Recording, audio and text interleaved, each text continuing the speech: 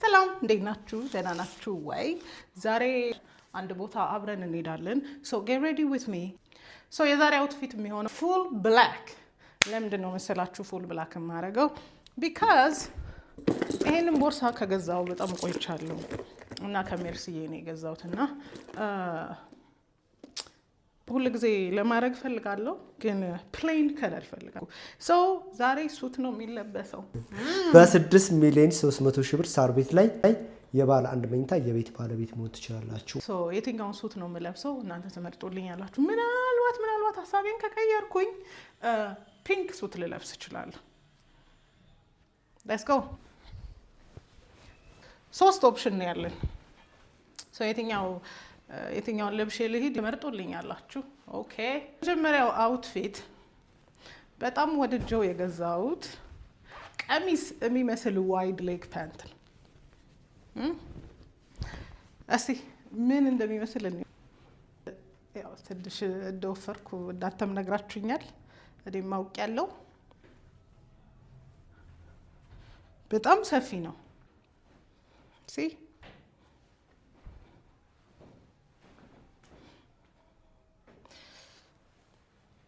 151 ካሬ ላይ ዲስካውንቱ ስንት እንደሚመጣ ታውቂያለሽ? 6 ሚሊዮን ብር አካባቢ ቅናሽ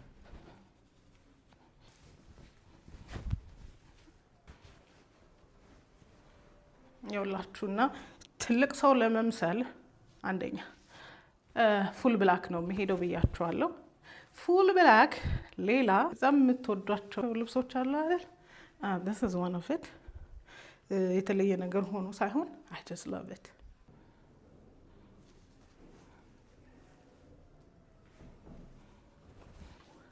በዋይድ ሌግ ሱሪ ሊለበስ ወይስ ደግሞ በስትሬት ሌግ? የትኛውንም ለበስኩ የትኛውም ግን ያቺን ቦርሳ ይዤ መሄድ አለብኝ። ሌላ ሁለተኛ አማራጭ እንዳልኳችሁ ፒንክ ሱት። እሺ this is so bright ግን ሀሳቤን ሊያስቀይረኝ 3 ሚሊዮን 500 ሺህ ብር ዲስካውንት ይደረግላቸው። አይ ቲንክ እዛኛው ቻናል ላይ ለብሻው አይታችሁኛል። እሺ ግን ደግሞ ልቤ ያለው እዛ ጋር ነው። ይሄም ቆንጆ ነው። እሺ ከብቾት አንጻር I have this black ግን ደግሞ እንደዚህ አይነት ልብስ ተለብሶ ፍላት አይሄድም። የትኛውን እንደመረጥኩ አልነግራችሁ፣ እናንተ ራሳችሁ መገመት ትችላላችሁ። ግን እዛ ሴት ታዩታላችሁ። ትዱስ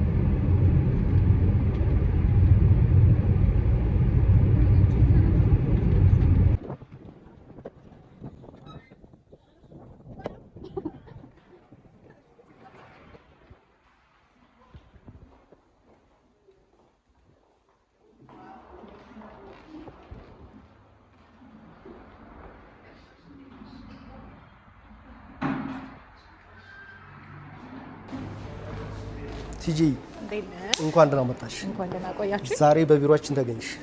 በአዲስ ነገር የተገናኘ ነው። እንኳን ደህና መጣሽ። በድጋሚ እንኳን ደህና ቆያችሁ። ያው ቢሮአችን ይሄን ይመስላል።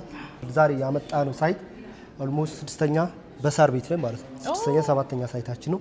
ከዚህ በፊት እነዚህ ገንብተን ያስረከብናቸው ወይም ደግሞ ለሽያጭ ያወጣናቸው በዚህ ሳል ላይ 70-80% የሚሆኑት ፕሮዳክቶቹ አብዛኞቹ ተሸጠው ያለቁ። አሁን ደግሞ ዛሬ እኔና አንቺ የተገናኘንበት በሳር ቤት የሚባለው እንግዲህ የት አካባቢ? እዚህ ፑሽኪን አደባባይ ወይም ደግሞ በተለምዶ የሚታወቀው አዳምስ ህንፃ አጠገብ ነው። ይህ ሳይት ማለት ለረጅም ጊዜ በማስታወቂያ የቆየ ብዙዎች በጉጉት ሲጠብቁት የነበረ ሳይት ነው። ስለሱ በደንብ ዲቴል ያለውን ነገር በደንብ እናወራለን። ቁጭ ብለን በእርግጠኝነት የአንቺ ኦዲየንሶች ወይም ደግሞ የአንቺ ፋሚሊዎች ይህንን ፕሮዳክት በጉጉት ይፈልጉታል። አቅም አላቸው። አቅም ብቻ አይደለም፣ በነገራችን ላይ ስለ አቅም ሳወራ ምናልባት ሳር ቤት ሲባል ብዙ ጊዜ የሚታወቀው የሃይ ክላስ ሌቭልሽ መኖሪያ ነው። እንግዲህ ብስራተ ገብርኤል ሳር ቤት ወይም ደግሞ የተለያዩ ቦታ ሳር ቤት ሲባል እኔ የማውቀው በጣም ክላስ የሆኑ ሰዎች መኖሪያዎች ነው። ሶ ይሄንን በዚህ ሎኬሽን ላይ ሊደፍሩት የሚችሉት ሃይ ክላስ ሌቭል ላይ ያሉ ሰዎች ወይም ደግሞ ከፍተኛ የገቢ ምንጭ ያላቸው ሰዎች ነው። ግን እኛ ዛሬ ይዘን የመጣ ነው በሁሉም ሌቭል ላይ ላሉ ሰዎች ሚንስ በዝቅተኛ የገቢ ምንጭ፣ በመካከለኛ የገቢ ምንጭ እንዲሁም ደግሞ በከፍተኛ የገቢ ምንጭ ያላቸው ከዝቅተኛ የካሬ አማራጭ እስከ ከፍተኛ የካሬ አማራጭ ነው ይዘን የመጣ ነው። እሱ ምን ይመስላል ዲቴይል ወደ ውስጥ ቁጭ ብለን እናወራለን። በጣም ደስ ይለኛል። እሺ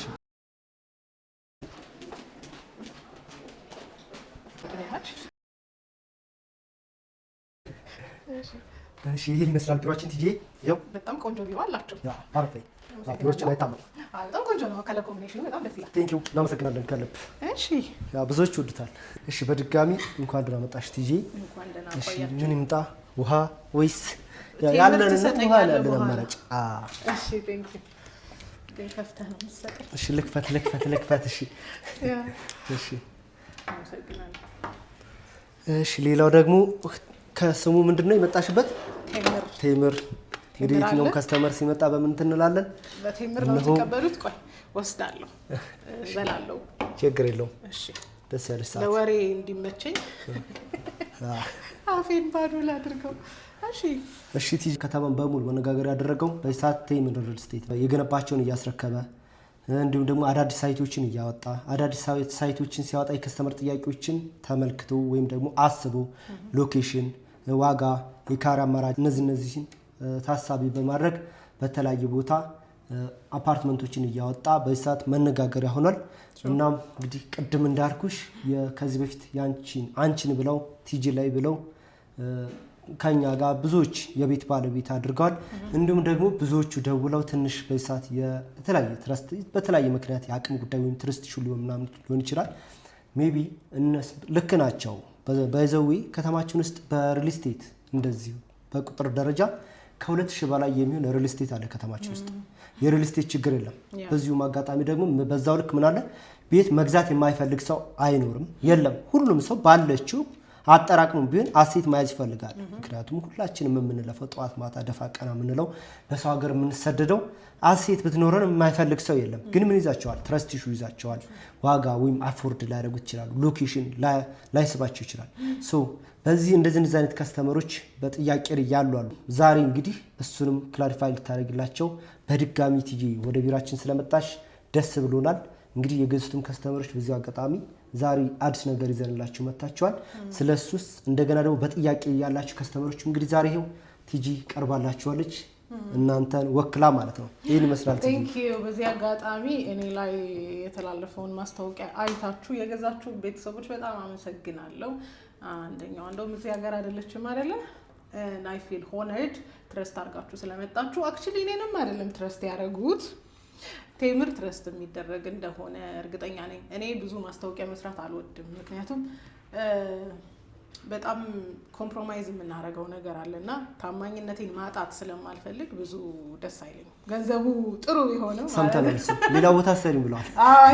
አረጋግጠሽ ካምፓኒ ፕሮፋይል በደንብ አገላብጠሽ እንደምትሄጂ ሰምተናል። ስፖርትም ዝም ብለሽ የትኛውንም ሪል ስቴት እንደማሰሪም እሱን ማውቀናል። እንኳን አወቃችሁ እና እንግዲህ ጥሩ ምን ልበልልሽ ወይም ደግሞ አንቺ ለነሱ ምናቸው ነሽ? ጥሩ ተወካይ ያላችሁ እንግዲህ በውጭም በአገር ውስጥ የምትኖሩ ክሊያሪቲ የሚያስፈልጋቸው ጥያቄዎች አሉ። እኔ ጋም ራሱ የተጠየቁት ጥያቄ አከፋፈሉ እንዴት ነው? ገብተን መክፈል እንችላለን ወይ? በምን ያህል ጊዜ ነው ከመጀመሪያ ደግሞ ፔመንት በኋላ የሚሉ ጥያቄዎች በጣም በተደጋጋሚ መጥተዋል። እሱን ክላሪፋይ እንድታደርግላቸው እሺ።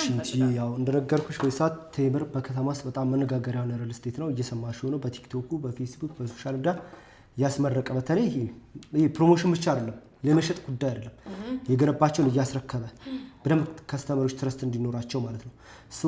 አሁን ላይ ምናልባት ሌላውን ዝርዝር እንተውና ወደ ዋናው ወደ ዛሬ መነጋገሪያ የሆነው ወይም ደግሞ ለረጅም ጊዜ በማስታወቂያ ላይ የቆየ ብዙ ደንበኞች ሰስፔንስ ሆነው ኢቭን ከመለቀቁ በፊት በምዝገባ ላይ የነበሩ ከስተመሮች ነበሩና እሱም ከምን አንጻር ነው? ያው በጣም የሚጓጓለት ቦታ ነው። በጣም የሚወደድ ቦታ ነው።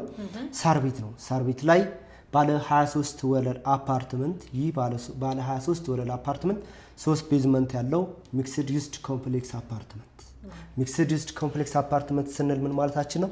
ከታች የንግድ ሱቅ ያለው ከላይ መኖሪያ አፓርትመንት ያለው። ምክንያቱም ሎኬሽኑ የት ነው? ሳር ቤት ነው። ሳር ቤት ስንል ዝም ብሎ በስመ ሳር ቤት ሲባል ብዙ ቦታ አለ። የኛ ሳር ቤት ፑሽኪን አደባባይ ወይም ደግሞ ራሱ ሳር ቤት አደባባይ ወይም ደግሞ እምብርቱ ላይ ማለት ነው። ሳር ቤት እምብርቱ ላይ ማለት ነው። ይሄ አዳም ህንጻ በእርግጠኝነት ብዙዎቻችሁ ታውቁታላችሁ። በቃ ሳር ቤት ሲባል የትኛው መገናኛ የት እንገናኝ? አዳም ህንጻ ጋር ሳር ቤት የት እንገናኝ? ሳር ቤት አደባባይ። ያው ሳር ቤት አደባባይ ብዙ አለ። ይሄ ፑሽኪን ይባላል። ማፕ ላይ ምናምን ሰርች ሲያደርጉት እዛ ጋር አዳም ሳጠገብ ባለ 23 ወለል ሚክስድ ዩዝድ ኮምፕሌክስ አፓርትመንት 3 ቤዝመንት ያለው ለእያንዳንዱ አባወራ የራሱ የመኪና ማቆሚያ ያለው ይዘን መተናል ማለት ነው። ይዘን ስንመጣ ካዲያ እዚህ ጋር ስለ ካሬው ስላከፋፈሉ ወዘተ ቀደም መግቢያ ላይ ብየዋለሁ። ሳር ቤት ላይ ቤት መግዛት የማይፈልግ ሰው የለም። ግን ምን ይዛቸዋል? አቅም ይዛቸዋል። ዋጋ የሚባለው ነገር ቀጥሎ አከፋፈል ይይዛቸዋል። ሶስተኛ ነገር ካሬ ብዙ ጊዜ ባለሀብቶች ወይም ዴቨሎፐሮች ካሬ ዲዛይን ሲያደርጉ ሲሸነሸን በሚለው እናወራው። ካሬው በጣም ትልልቅ ነው የሚሆነው። ትልልቅ በሚሆንበት ጊዜ ያንዱን ካሬ በዛ ትልቅ ስታበዡ ብሩ 20 ሚሊዮን 30 ሚሊዮን ይደርሳል። 20 እና 30 ሚሊዮን ብር አወጥተው መግዛት የሚችሉ ከስተመሮች በፐርሰንት ምን ያክል ናቸው? እንግዲህ መገመት አያቅትም። ሰው እኛ ግን እዚህ ቦታ ላይ ሁሉም ቤት የመግዛት ፍላጎት ያለው ሰው በተለይ ደግሞ በሳር ቤት ላይ አሴት ቢኖራይ ብሎ የሚፈልግ ሰው መግዛት እንዲችል አድርገን የጠቀስኳቸውን በሙሉ አስተካክለን ማለት ነው። ካሬ ዝቅተኛ የካሬ አማራጭ ከ76 ካሬ ጀምሮ እስከ ከፍተኛ እስከ 151 ካሬ ድረስ ማለት ነው። ይህ 76 ካሬ የማን ነው? እንመጣበታለን። ምናልባት በዚህ ሰዓት ሪል ስቴት እንትን ሆኗል፣ ቢዝነስ ሆኗል። ብዙዎቻችሁ ታውቃላችሁ። ቢዝነስ ስልሽ ምን ማለት ነው? ለመኖሪያ ብቻ አይደለም፣ ልኖርበት ብቻ አይደለም። ሪል ስቴት በእነዚህ 3-4 ዓመታት ውስጥ ምን ያክል በእጥፍ እየጨመረ እንደሆነ ምን ያክል ኢንፍሌሽን በጣም እየሄደ እንደሆነ ሁላችንም እናውቃለንና ለመኖሪያ ብቻ ሳይሆን ለኢንቨስትመንት መግዛት የሚፈልጉ ሰዎች አሉ። ሳር ቤት ምንድነው? የኢንቨስትመንት ቦታ ነው። በዶላር ነው የሚከራየው አካባቢ። በዛው በቅርብ ርቀት አፍሪካ ህብረት አለ። የተለያዩ ነገሮች አደባባይ በራሱ ኤምባሲዎች አሉ። በዝራው ሳር ቤት ላይ ኤምባሲ በቃ ጥያቄ የለውም። ሰው ለመኖሪያ ብቻ ሳይሆን ለኢንቨስትመንትም የምታደርጉት ቦታ ነው ማለት ነው። ዛሬ ይዘን የመጣ ነው። ስለዚህ ዲቴል ወደ ጥያቄሽ ልምጣልሽ። ካሬዎቹ ያው ጠቅሰናቸዋል። እዚህ ጋር ይዘን ስንመጣ ቀደም ብየዋለሁ። ከዝቅተኛ የገቢ ምንጭ ያላችሁ እስከ ከፍተኛ የገቢ ምንጭ ያላችሁ ሰዎች የምትሳተፉበትን ይዘን የመጣ ነው። እንዳያስፈራችሁ ሳር ቤት ሳር ቤት እኮ ውድ ነው ብላችሁ ጆሮአችሁን ስሙት። ሳር ቤት የሀብታም ነው ይባላል። እኛ ጋር ብስራተ ገብርኤል የሀብታም ነው፣ ሳር ቤት የሀብታም ነው ብለን ነው የምናልፈው። እና ግን ዛሬ በተለይ ደግሞ በሰው ሀገር የምትኖሩ ያው ምንም ጥያቄ የለውም። እኔ ካለ ልምድ አንጻር 20-30 ዓመት 15 ዓመት 10 ዓመት በሰው ሀገር ተሰደው የሚኖሩ ሰዎች አሉ። ግን ባይገርምሽ 10 ዓመት ለምሳሌ 10 ዓመት 15 ዓመት ኖረው ምንም አሴት ያላዙ ሰዎች አሉ። ዋይ ለምን ይመስላል? ለምሳሌ ኢንፎርሜሽን እጥረት፣ የመረጃ እጥረት ምክንያት ምንድነው? በአንዳንድ ቤት አዲስ አበባ ላይ ቤት ውድ ነው ተወዷል። ከዛ ምን ያደርጋሉ? ብራቸውን ዝም ብለው ባንክ ቤት ብቻ ያጠራቅማሉ። ከዛ መጨረሻ አጠራቅመው ብሩ ለምሳሌ ከ3 ዓመት በፊት ለምሳሌ ዛሬ ላይ ባለ አንድ ቤት የሆነ ያለቀ ቤት ለመግዛት 10 ሚሊዮን ብር ከተባለ 10 ሚሊዮን እስከሚደርስልሽ ድረስ ባንክ ታጠራቅሚያለሽ ማለት ነው። ልክ ብርሽ 10 ሚሊዮን ሲደርስ ቤቱ ይሄዳል፣ አይቀመጥም። በዚህ የተነሳ ይሄ ምንድነው ማዳለጥ ነው የሚባለው። ስደርሽበት ቤት ሲሸሽሽ አንቺ ብር ስታጠራቅሚ ግን እንደዛ ምን ተደረገ? አሁን ዛሬ በጥቂት ብር ዋጋውን ይዘውት ሳይጨምር ሳይቀንስ ቀሩን ቀስ እያሉ ይይዙታል ማለት። ለምሳሌ ዛሬ 10 ሚሊዮን ብር ከተባለ አንድ ቤት ዛሬ ላይ በቅድመ ክፍያ በ20% በ30% ሊሆን ይችላል። በ2 ሚሊዮን ብር በ3 ሚሊዮን ብር ይይዙትና ዋጋው እንዳይጨምር እንቅ ይደረጋል ማለት ነው። ስለዚህ እስከ 3 እስከ 4 ዓመት 10 ሚሊዮን ብር አይጨምርም፣ በዚቹ ያልቃል ማለት። የእንደዚህ አይነት መረጃ እጦት ያለ ቤት አስቀርቶቻቸው ብዙዎቹን ማለት ነው። ስመጣበት 50 ዝቅተኛው ባለ አንድ መኝታ 76 ካሬ ነው። ይህ 76 ካሬ ቶታል ፕራይሱ በሳር ቤት ነው። ስለ ሳር ቤት ነው እያወራን ያለ ነው። 9 ሚሊዮን 100 ሺህ ብር ነው። ቲጂ ከተማችን ውስጥ ቤት ምን ያክል እንደሆነ ታውቂያለሽ? ኮንዶሚኒየም ምን ያክል እየተሸጠ እንደሆነ ታውቂያለሽ? 9 ሚሊዮን ሰምቻለሁ ትናንትና። ኮንዶሚኒየም 9 ሚሊዮን 100 ሺህ ብር ነው። 76 ካሬ ብዬ ምናልባት ብዙዎች እኔ አሲም ኮንሰልታንት ቤት ስንት ነው ተብሎ ሲጠይቅ ባለ አንድ መኝታ ስንት ነው? 9 ሚሊዮን ብር። ካሬውን ጠይቁ እሺ። ባለ አንድ መኝታ ተብለዋል። በስመ ባለ አንድ መኝታ 50 ካሬም ባለ አንድ መኝታ ነው። 70 ካሬ ባለ አንድ መኝታ ነው፣ 80 ካሬ ባለ አንድ መኝታ ነው። ሶ ካሬ ላይ በደንብ ፎከስ አድርጉ። እኛ ባለ አንድ መኝታ ብለን ያመጣነው 76 ካሬ ነው። ብዙዎቻችሁ ታውቃላችሁ። ለምሳሌ መንግስት ቤቶች ላይ ቲጂ 66 ካሬ ሆኖ ባለ ሁለት መኝታ አለ። ሶ የኛ 76 ካሬ ባለ አንድ መኝታ ብለን አቀረብ ነው እንጂ ዋንስ ፓርቲሽን አውቶ ምናምን ባለ ሁለት መኝታ ማድረግ ይችላል። 76 ካሬ በጣም ሰፊ ነው። ኦልሞስት በሌላ ቋንቋ እኛ ባለ አንድ መኝታ 9 ሚሊዮን 100 ሺህ ብር አለው እንጂ ይሄ ባለ ሁለት መኝታ መሆን ይችላል። ምሳሌ ኢኮኖሚ የሚያደርገን ነገር 66 ካሬ ሆኖ ባለ ሁለት ስላለ ማለት ነው። ዋይኑ 76 ስለዚህ ሳሎኑ ብራም በጣም ሰፊ ነው ማለት ነው። ባለ አንድ መኝታ 9 ሚሊዮን 100 ሺህ ብር እዚህ ይሄን ቤት ቀደም እንዳልኩት 9 ሚሊዮን ብር መኖር የለበትም። ከስተመሩ ይሄን ባለ አንድ መኝታ መግዛት የሚፈልግ ሰው ስንቱን የሚጠበቅባቸው 20% ብቻ 20% 1 ሚሊዮን 800 ሺህ ብር ማለት ነው። 1 ሚሊዮን 800 ሺህ ብር ከፍሎ የባለ አንድ መኝታ የ76 ካሬ የቤት ባለቤት መሆን ይችላል። መሆኑን እናረጋግጥለታለን። ቀሩን ስንት ፐርሰንት ይቀራል? 80% ይቀራል። 80ውን ያለምንም ማቴሪያል ጭማሪ ያለምንም ዶላር ግሽበት ዛሬ ላይ በተዋዋላችሁበት እስር በሚገባን ቋንቋ አስራችሁት በዚሁ እስከ መጨረሻው በ9 ሚሊዮን 100 ሺህ ብር እስከ 3 ዓመት በአንድ ዓመት ውስጥ እስከ 3 ዓመት ባለው ጊዜ ውስጥ ከፍለው ይጨርሳሉ ማለት ነው። ይህ ባለ አንድ መኝታ ነው። 1 ሚሊዮን 800 ሺህ ብር ከከፈሉ በኋላ ምን ያህል ኢንተርቫል አላቸው? ምን ያህል ጊዜ አላቸው? የብዙ ሰዎች ጥያቄ ነው። 1 ሚሊዮን 800 ሺህ ብር ከፈልኩ አሁን ከምን ያህል ጊዜ በኋላ ነው ቀጣይ መክፈል ያለብኝ? ቴንክ ዩ እሱ መጨረሻ መጣበታለሁ። አከፋፈል ተመሳሳይ ነው ለባላሉ ለባላሉ ተመረባሶስቱ ከዛ የሚባሉት ነገሮችን አሪፍ ጥያቄ ነው። ያንቺ ብቻ አይደለም የሚሉም ጥያቄ ሰስፔንስ የሚያደርግ ጥያቄ ነው። ወደ ባለ ሁለት መኝታው ልምጣ። ባለ ሁለት መኝታ በተለያዩ ካሬ አማራጮች አሉ። ለምሳሌ በ99 እና በ100 ካሬዎች አሉ። በዚህ ጋር ባለ አንድ መኝታው ላይ ሳልናገር ማላልፈው ነገር ባለ አንድ መኝታ ሲባል ብዙ ጊዜ ቦታ የሆነ መሀል ላይ ምናምን ጨለማ ውስጥ ነው የሚደረጉት ካሬዎች ትንሽ ለሞ ትላልቆቹ እንደ ኮርነር ምናምን የሚገርም ላይት ያለው ፀሐይ ብርሃን ያገኛል አት ኤኒ ታይም ማለት ነው። እሱ ብቻ አይደለም ሁለት በረንዳ አለው ባለ አንድ መኝታ ሪሊ ዋው። እሺ ያው በነገራችን ላይ ሳር ቤትም ስለ ሳር ቤትም ስለሆነ የምናወራው ሳር ቤት ላይ ኖርሽ ግዴታ ባልካኒ ሊኖርሽ ይገባል። ሶ ሁለት በረንዳ ነው ያለው ምናምን ሜቢ አንድ ብቻም አይደለም በሳሎኑ በኩልና በማስተር ቤድሩሙ በኩል። ስለዚህ ከፍ ያለ ፍሎር ላይ ገዝተሽ ሳር ቤት ያው ዝቅተኛ ብዙ አልመክርም። ወደታች ፍሎር መከፍ ያለ ፍሎር ላይ እንትን ብለሽ ጠዋት ማታ ሊሆን ይችላል። ስለዚህ በረንዳሽ ላይ ወተሽ ምናምን ትኩስ ነገር እየወሰድሽ ሊሆን ይችላል። መጽሐፍን እያነበብሽ ሊሆን ይችላል እንጂ ማርክ ትችላለሽ ማለት ነው። ሁለት በረንዳ አላቸው ማለት ነው። ወደ ባለ ሁለት መኝታው ላሳጥረው። ባለ ሁለት መኝታው በ99 ካሬ እና በ100 ካሬ ይኖራል። ለምሳሌ 99 ካሬው ልንገራችሁ። የ99 ካሬው ቶታል ፕራይሱ 11 ሚሊዮን 800 ሺህ ብር ነው። ሳር ቤት ላይ ባለ አንድ ወይ ባለ ሁለት ወይ ባለ 3 መኝታ ስንት ነው የሚሸጠው? ከ20 ሚሊዮን ብር በታች የለም። ቋንቋ የለም ጭራሽ ሳር ቤት። እኛ ስቲል ባለ ሁለት መኝታ እያወራን ያለ ነው ከ12 ሚሊዮን ብር በታች ባለ ቋንቋ ነው እያወራን 11 ሚሊዮን 800 ሺህ ብር። አንድ ሰው የዚህን የባለ ሁለት መኝታ የቤት ባለቤት ለመሆን 20%ን ብቻ ይጠበቅበታል። 20%ቱ 2.3 አካባቢ 2 ሚሊዮን 300 ሺህ ብር ከፍላችሁ የባለ ሁለት መኝታ የቤት ባለቤት መሆን ትችላላችሁ። 10 ማድረግ ትችላላችሁ። 10 ብትሏል ግን ገብታችኋል አይደል? በቃ አይጨምርም አይቀንስም። ይሄ እንዴት ነው? ልክ ቅድም ያልኳት ነገር 10 ሚሊዮን ብር የ10 ሚሊዮን ብር ቤት ለመግዛት 10 ሚሊዮን ብር እስከሚደርስልሽ ያጠራቅማሉ። ብሩ 10 ሚሊዮን ላይ ሲደርስ ዋጋ ስለዚህ እንዳይጨምር 10 እንደዛ ማድረግ እንችላለን። ቀጣዩ ባለ 3 መኝታ ነው። ባለ 3 መኝታው በተለያዩ ካሬ አማራጮች አሉ። እሱም ከዝቅተኛ ገቢ ምንጭ ከ136 ካሬ ጀምሮ እስከ 151 ካሬ ድረስ ማለት ነው። ለምሳሌ 136ቱ ካሬ 16 ሚሊዮን 300 ሺህ ብር ከ20 ሚሊዮን ብር በታች ነው እስካሁን እያወራን ያለ ነው። ስቲል ባለ 3ቱ ማለት ነው ሳር ቤት ላይ።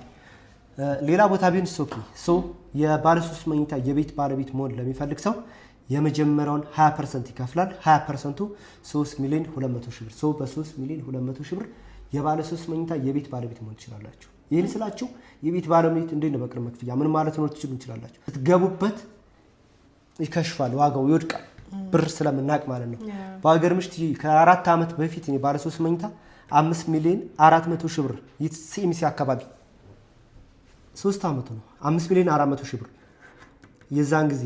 ይሄ በሰዓቱ ውድ ነው ባይዘው፣ ግን የሚደፍረው ምንድን ነው? ቢዝነሱ የገባው ሰው ስለ ሪል ስቴት ቋንቋ የገባው ሰው ቅድመ ክፍያው 10% ነው። 540 ሺህ ብር ከፍሎ የባለ 3 መኝታ ያው ሪል ስቴቱን መጥቀስ አልፈልግም የቤት ባለቤት ሆኗል ቀሪውን በ3 አመት የሚከፍለው ማለት ነው ከዛ ሰውየው ከ1 አመት ከ2 አመት በኋላ ብር እየወደቀ መጣ የብር እንትን ማለት ነው አሴት እየናረ ሄደ ሰው ማድረግ አለበት ብር በጣም ዶላር ጨምሮላቸዋል ወዘተ በ5.4 የገዛውን ሰውዬ በ3 አመት ከፍሏል ያለውን በ2 አመት ከፍሎ ጨርሰው ይሄ ቤት ዛሬ 18 ሚሊዮን ብር ነው እየተሸጠ ያለው 18 ሚሊዮን ያለምን ማጋነን ነው 13 ሚሊዮን ብር ምናምን ትርፍ ማለት ነው በ3 አመት ውስጥ አዎ እኔም አውቃለሁ 4 ሚሊዮን የተገዛ ቦታ ቤት 11 ሚሊዮን የተሸጠ አውቃለሁ ቴንክ ዩ ያለምን ማጋነን ማለት ነው በሰው ሀገር ተሰደው ህዝቦቻችን ወንድሞቻችን 13 ሚሊዮንን በስንት አመት ነው ሰርተው የሚያመጡት ማጂን ግን ይሄ ምንም እነሱ ስራቸውን እየሰሩ እሱ ብሩን ብቻ ነው እያተማ ያለው ማለት ነው እዛ በሰው ሀገር ተሰደው 13 ሚሊዮን ብር በ3 አመት አትርፎለታል ማለት ነው ከስተመር ሰው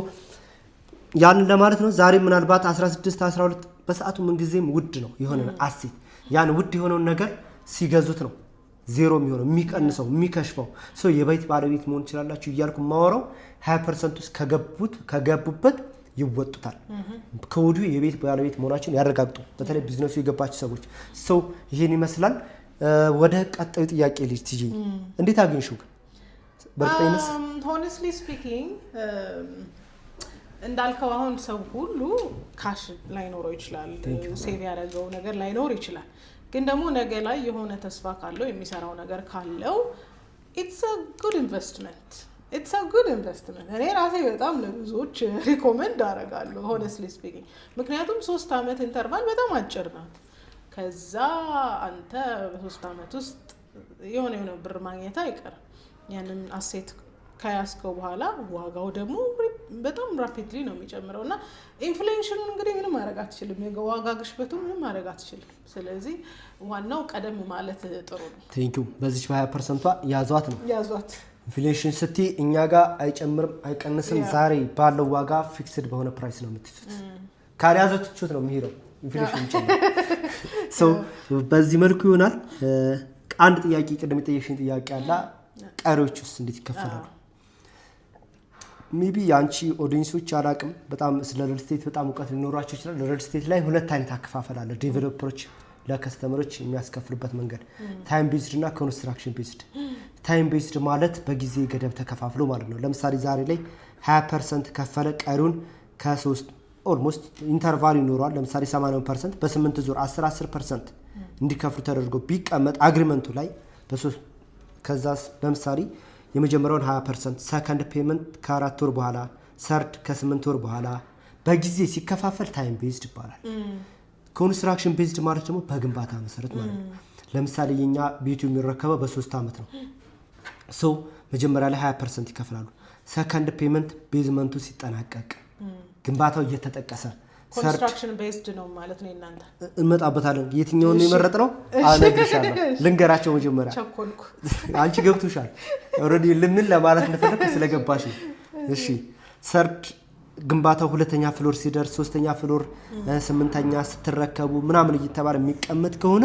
ይሄ ኮንስትራክሽን ቤዝድ ይባላል ለከስተመር የትኛው ጥሩ ነው ለዴቨሎፐር የትኛው አሪፍ ነው ብዙ ጊዜ ይሄኛው በጊዜ ገደብ ከሆነ ኮንስትራክሽን ላይ ላሉ ቤቶች ለገዢው ሪስክ ነው ለምን ሪስክ ሆነ ውልሽ ላይ ጊዜ ስለደረሰ ብቻ ነው የምትከፍሉ ከፋይናንስ ሲደወርልሽ የተከበሩ ከለከሪ ተባሉ ደመኞች ከዚህ በፊትኛ ጋር ቤት ገዝታችሁ ነበር ሁለተኛ ክፍያችሁ ደርሷል ደረሰ እንዲ ምናም ብሎ ውሉ ላይ ያያዋል 3 ወር ከሞላው ይከፍላል ምንም ኢምፕሩቭመንት እንኳን ባይኖረው ቢገነባም ባይገነባም ጊዜ ስለደረሰ ብቻ ትከፍያለሽ ግንባታው ግን ለምሳሌ 5ኛ ክፍያ ለምሳሌ 8ኛ ፍሎር ሲደርስ ነው ተብሎ 5ኛ ክፍያ ላይ ሲደወርለት ከስተመሩ ከፋይናንስ ሲደወርለት ሰላም እንዲገዝተ ነበር ከዚህ በፊት የኛ ያክል በር ከፍላል አሁን ክፍያ ስለደረሰ አስገባ አይ ውሌ እንደዚህ ነው የሚለው 5ኛ ፍሎር ደርሷል እንዴ ብሎ መጥቶ ባይኑ አይቶ ነው የሚከፍለው ካልደረሰ አይከፍልም ስለዚህ ለከስተመሮች ሞር ምክንያቱም በከተማችን ብዙ አስቸጋሪ ነገር ስላለ ማለት ነው ብር ሰብስቦ ይመጥፋት ምናምን ስላለ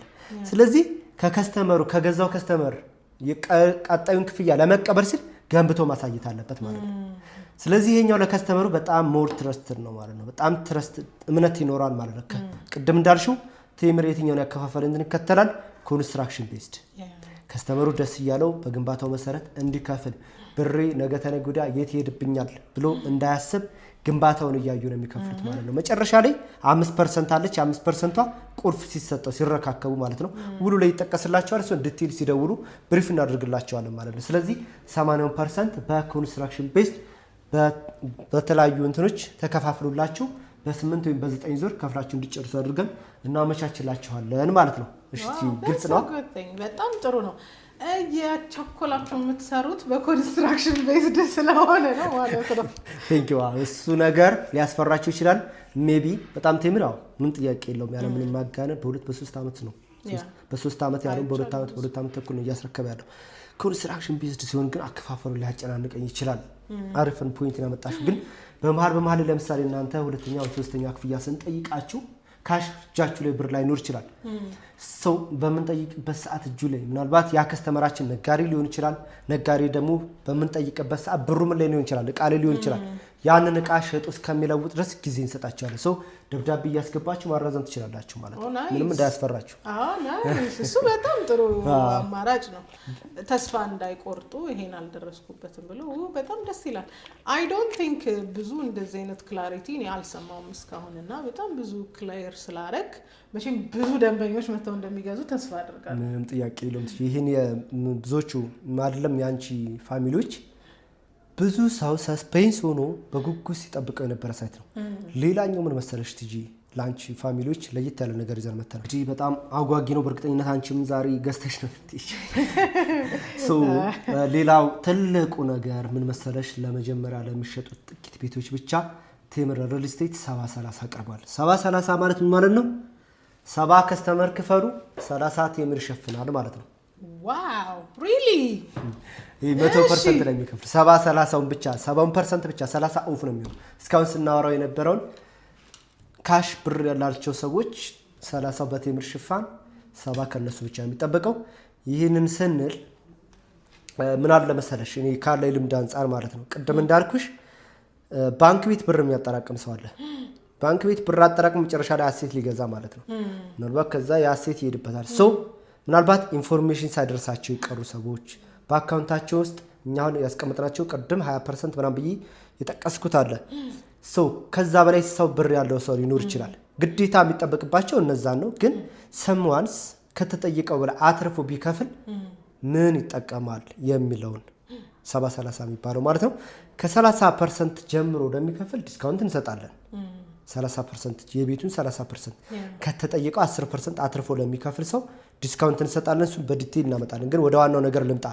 እንዳልኩሽ አካውንታቸው ውስጥ 10 ሚሊዮን 15 ሚሊዮን ወይም ደግሞ 5-6 ሚሊዮን ብር ያላቸው ሰዎች አሉ። ባንክ ላይ ብር ይወድቃል፣ ቫልዩለስ ነው።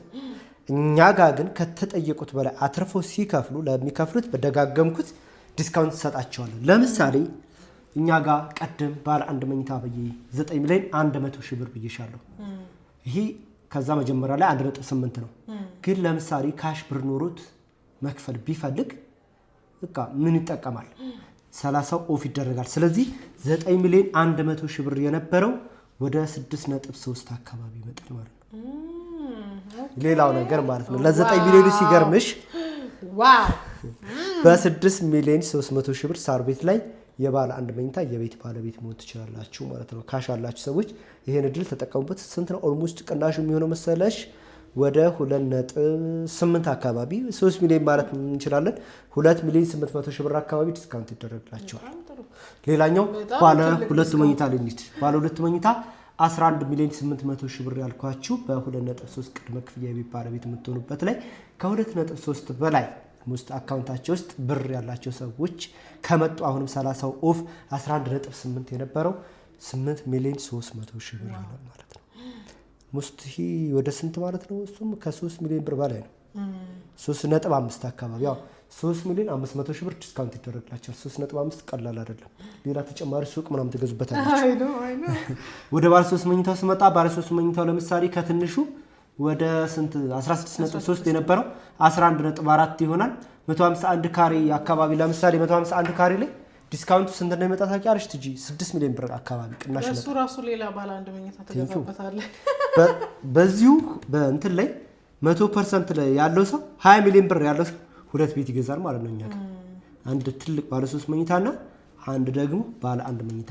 የምሬ ነው። ይሄን እድል እንዳያመልጣችሁ። እኔ ከኔ በላይ እናንተ በእርግጠኝነት መረጃው ይኖራችኋል። ሳር ቤት ላይና ብስራተ ገብርኤል ላይ ምን ያክል እንደሚሸጥ ማለት ነው።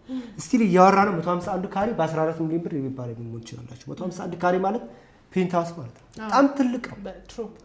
ሁሉም ቤቶች በረንዳ አላቸው። በምትፈልጉት እንትን ቪው ማለት ነው። በአራቱም አቅጣጫ በፀሐይ መውጫ ፀሐይ መግቢያ ምናምን የሚባል ነገር አለ። እሱን ዲቴል እኛ ደውላችሁ እናስረዳችኋለን። ቲጂ ስለዚህ ዛሬ የመጣሽበት በተለይ ለጥቂት ለመጀመሪያዎች ለሚሸጡ ገና ላውንች መደረጉ ነው። እስከ 6 ሚሊዮን ድረስ ቴምር ሪል ስቴት ዲስካውንት አዘጋጅቶ ለጥቂት ቤቶች ብቻ የቤት ባለቤት ሊያደርጋቸው ዝግጅቱን ጨርሶ ለሽያጭ አውጥቶላቸዋል ማለት ነው። እንዴት አገኝሽው? ዋው 6 ሚሊዮን ቅናሽ ምንም ነገር ላይ ሰምቼ አላቅም። ያ 6 ሚሊዮን ጉዳይ ኖሮኝ ስለማያውቅ ሊሆን ይችላል። ግን አይ ቲንክ ገንዘብ ያላችሁና ይሄ ነገር አሴት ማስቀመጥ የምትፈልጉ በይበልጥ አሜሪካን፣ አውሮፓ ሀገራት ያላችሁ እና ጥቂት ገንዘብ ያላችሁ ኢንቨስት አድርጉ፣ ይጠቅማቸዋል። ላትኖሩበት ትችላላችሁ፣ ግን it's a big investment especially ሳር ቤት አካባቢ ጥሩ ኢንቨስትመንት ነውና እድሉ እንዳያመልጣችሁ ብዬ በዚህ አጋጣሚ መናገር ፈልጋለሁ። እሺ ቲጂ እናመሰግናለን። ለደንበኞችሽ እንግዲህ የቤት ባለቤት ለማድረግ ያለሽን ጥረት በዚህ አጋጣሚ ታውቂዋለሁ ወይ ማይተናል ሰው ምንም ማለት አይደለም። ብዙዎች እንግዲህ ቀደም እንደነገርኩሽ መረጃ ሳይደርሳቸው ቀርቶ ወዘተ ሰው ይሄ መረጃ እናንተ እድለኞች ናችሁ። በቲጂ ምክንያት ዛሬ የሳር ቤቱ ከ1.8 ሚሊዮን ብር ጀምሮ የቤት ባለቤት የምትሆኑበትን እድል እናመቻችንላችሁ። ሁሌም እንደምንለው ብር ባንክ ማስቀመጥ በሰዓት ምን እንበለው በዘመኑ ቋንቋ ፋራነት እንበለው ብቻ እንደዛ ነውና ብቻ አሴት ላይ አስቀምጡ። አሴት ያው ምንም ጥያቄ የለውም። ብዙዎቻችሁ ቤት መግዛት ትፈልጋላችሁ። የትረስት ኢሹ ሊሆን ይችላል። በዚህ ሰዓት ቴምር በየትኛውም ላይ እናንተ ሰርች ብታደርጉ ከተማው ሻይን እያደረገ ብዙዎችን የቤት ባለቤት ለማድረግ እየጣረ ያለ ሳይት ነው። ሶ ይህንን አድርጉ። ባንክ ብር አታስቀምጡ። ይሄን ስላችሁ እኔ ምንድነው ያለ ልትሉ ትችላላችሁ። በደንብ ደውላችሁ መጠየቅ ትችላላችሁ። ሶ ሌላኛው ምንድነው ቲጂ ብዙዎቹ የአንቺ ፋሚሊዎች እንግዲህ ሀገር ውስጥም ከሀገር ውጭም ሊሆኑ ይችላሉ። የሀገር ውስጥንም የሀገር ውጭንም እኛ ቴምር ሪል ስቴት ወይም ደግሞ እኛ የሽያጭ አማካሪዎች የብዙዎችን የቤት ባለቤት ስናደርግ በቃ መረጃው ኑሯቸው ምናምን ሰው ሳይኖራቸው የሚቀሩ ሰዎች አሉ ውጭ ሀገር ላይ ማለት ነው። እና በሁለት አይነት መንገድ እናስተናግዳለን። በዲኤችኤል እና በውክልና ተወካይ ያላቸው ሰዎች እዛው ባሉበት ቦታ ሆነው ፓስፖርታቸውን ወይም ደግሞ የሎ ካርዳቸውን በዋትስአፕ በየትኛውም እንትን ላይ ይልኩልናል። እኛ ያንን ፕሪንት አድርገን እናወጣዋለን። በእነሱ ስም አግሪመንቱ ይዘጋጃል። አግሪመንታችን ሁለት አይነት አግሪመንት ነው የሚዘጋጀው። ወደ 10 ምናምን አንቀጾች ይኖሩታል። እነዚህ አንቀጾች የሻጭ ግዴታና የመብት ግዴታ መብት ግዴታ የሚያወሩ በ3 ዓመት ውስጥ ባያስረክብ ምን ይቀጣል ወዘተ የሚሉት እነዚህ ዝርዝር ነገሮችን በደንብ ደውላችሁ ዋስትና የሚሆናቸው ውል ይዘጋጅላቸዋል። አንደኛ ጋር የሚቀር ሁለተኛ እነሱ ጋር የሚገባ ሰው እነዛ እንትን ውክልና ያላቸው ሰዎች በዚህ መልኩ ፓስፖርታቸውን ይልኩና ህጋዊ ውክልና ያለው ሰውዬ እዚህ መጥቶ በእነሱ ስም የተሰራውን ውል ይፈርማል ማለት ነው። ስለያለ ውክልና ለሌላቸው ሰዎች ደግሞ ባሉበት ቦታ እንዲደርሳቸው ዲኤችኤል የመላኪያ እንትን አለ። እንዴት ነው? እዛው ሆኖ ፓስፖርት የሎ ካርድ በተመሳሳይ መንገድ ይልኩና መጨረሻ ላይ እኛ ውሉን አዘጋጅተን የተዘጋጀ ዲፓርትመንት አለ ራሱን የቻለ ተዋቀረ እንትን አለ። ያንን አግሪመንት በእነሱ ስም የተዘጋጀን አግሪመንት በሚልኩልን አድራሻ ትልኩልናላችሁ። በምትልኩልን አድራሻ እንግዲህ እንደየሀገሩ እንደየስቴቱ ይለያያል። አሜሪካ ውስጥ መሆኑ ብዙ ስቴቶች አሉ። እንደየስቴቱ ከ3 እስከ 5 ቀን ባለው ጊዜ ውስጥ ይደርሳቸዋል። ትንሽ ራቅ ይወስን ማክሲመም 5 ቀን ቢፈጅ ነው። በ3 በ4 ቀን ውስጥ እነሱ ባሉበት ቦታ ይደርሳቸዋል። ዘን እኛ ከዚህ ፈርመን አስፈርመን ማህተብ አስመተን ምንልካቸው እነሱ ከፈረሙ በኋላ የሚፈርሙትን እዛ ያስቀሩና የራሳቸውን እኛ ጋር የሚላከውን መልሰው በዲኤችኤል እንትን ይልኩልናል። እኛ ጋር እንቀበላቸዋለን። ስለዚህ በሁለት አይነት መንገድ የቤት ባለቤት መሆን ትችላላችሁ ማለት ነው። ይሄ እድል እንዳያመልጣችሁ። እቺ የህልሙ ማረፊያ የሆነውን አፓርትመንት ገዝታችሁ ተጠቀሙ ለማለት ፈልጋለሁ። ስለ ገለጻው በጣም አመሰግናለሁ። በጣም ኤክስፕሌን አድርገህልኛል። ቴንኪው ቲጂ። በዛው አጋጣሚ ምናልባት እንዳንድ ከስተመሮች ጋር ያለው ጥያቄ ምንድነው? እኔ ኮንሰልታንት ነኝ፣ ሽያጭ አማካሪ ነኝ እና ለደንበኞችሽ የምታያቸው ነገር ቲጂን ብለን ነው የመጣ ነው እሸቴ ሲያቀርብ ነው ብለው ይምጡ። ይበለጠ በደንብ ስንመርጥ ምክንያቱም ምርጫ የሚባል ነገር ማለት ቤትም በምርጫ ነው የምናስተናግደው ፍሎር በምርጫ ነው የምናስተናግደው ሚንስ ፀሐይ መውጫ ፀሐይ መግቢያ ምናምን የሚባለው በአንቺ በኩል የመጣውን ደንበኛ እኛ ተጠንቅቀን ነው የምናስተናግደው ግን ደግሞ ምናልባት በደንብ ንገሪያቸው እኔን ቀጥታ እሸቴን ብቻ በአካል ያገኙ ኦር ደግሞ እኔ እንትን በምላቸው ሰዎች በጣም ቢዚ ሊሆን ይችላሉ በእነሱ በኩል ቤት መግዛት እንዲችሉ እንዳይጭበረበሩ በደንብ አድርገሽ ንገሪያቸው እሺ የበለጠ ደግሞ ስልክ እናስቀምጥላችኋለን just in case እና ቲጂ ብላችሁ መምጣት እንዳትረሱ እሷ በአካል ካላገኝናት እንዳትሉ በጣም ሲመጡ በጣም አመሰግናለሁ ቴንክ ዩ ቲጂ ስለመጣሽ እኛም ደስ ብሎናል ሁሌም እየመጣሽ ጎብኝን